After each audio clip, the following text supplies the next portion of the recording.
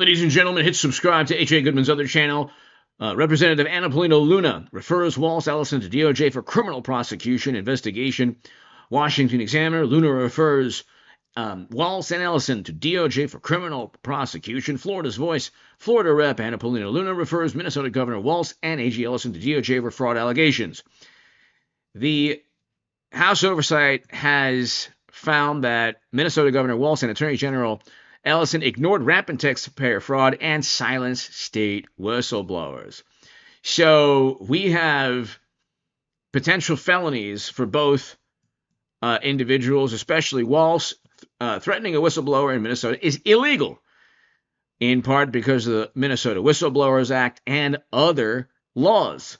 Then you have Greg Jarrett. Well, if WALZ is charged in Minnesota fraud, his best defense is incompetence, but you can't simply state, that, well, it was just incompetence. If the fraud is $8 to $9 billion, you're almost certainly complicit. Hit subscribe. Check this out. His efforts to combat fraud across the nation. We are creating a new Assistant Attorney General position who will have nationwide jurisdiction over the issue of fraud. Now, of course, that person's efforts will start and focus primarily in Minnesota, but it is going to be a nationwide effort. Let's bring in Senate Foreign Relations and Judiciary Committee member and chairman of the Senate Commerce Committee, Senator Ted Cruz. Senator, thanks for coming in. It's great to be with you. We're learning about this fraud. We're really peeling back the layers. We're seeing it not only in Minnesota, California. Today in the New York Post, they talk about this one guy who hired 12 of his family members, was paid almost $350,000 in taxpayer money to take care of his mom who was sick. They go and they send an investigator in. The mom isn't even here. She's in Bangladesh. Look, the scale of the fraud is breathtaking. If you look just at Minnesota since 2018, they've spent about $18 billion on Medicaid. The federal prosecutors are saying more than half of that, more than $9 billion was fraudulent, was stolen. And listen, I don't think Minnesota is going to be the worst. We were just talking a minute ago. I think you're going to see even worse in California. I think you may see even worse in New York.